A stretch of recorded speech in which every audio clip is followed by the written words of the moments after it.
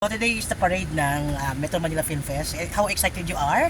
Very exciting, Ate Melba, dahil unang-una first time ko to eh. Okay. First MMFF ko po ito. Tapos wow. syempre Pedro Pinduco yung dinadala natin ngayon. So very excited, very excited. May pressure ba? Kasi ang ganda ng mga pelikulang kasama ngayon Sobrang pressure, Melba. Sa 10, oo nga. Ano lang yung film mo?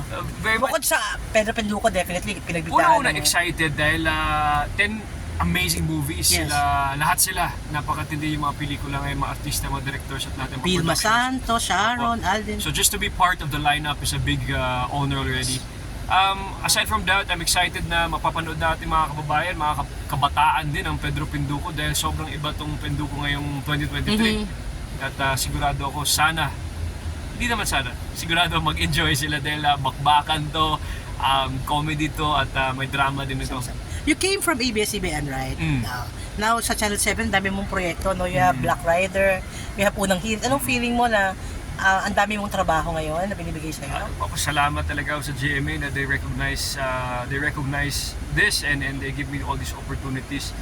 And ngayon, Pedro Pinduco, so very blessed and very thankful. But do you have communication still pa sa mga boss ng ABS? Oo naman, never naman tayo magpuputol dyan dahil ating mundo, Melbs, bilog lang at magkita-kita pa rin tayo one way or another, di ba? Yes.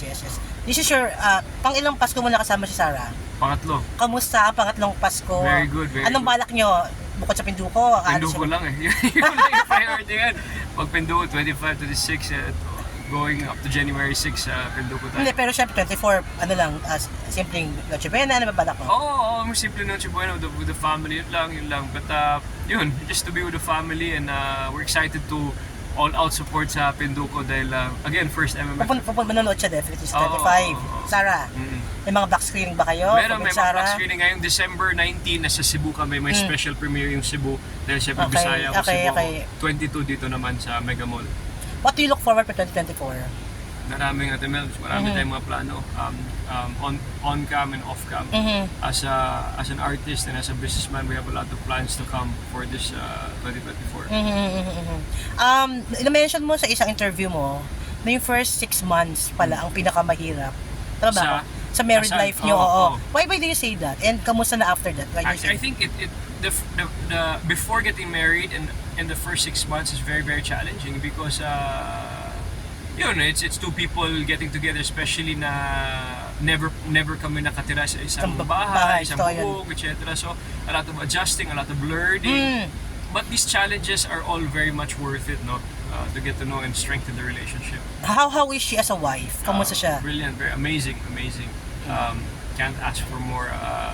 She gets better and better every single day, and she's a blessing to not just me, but to everybody. So she's amazing. She's an amazing. What are the things that you discover about Sarah, no? Nung nagsasama na kayo na, nung mag-girlfriend kayo, di mo gano'n nakikita, pero nung mag-asawa na kayo, ganito pala siya, ganito pala siya. Maraming Melbs marami. Sobrang simple ni Sarah.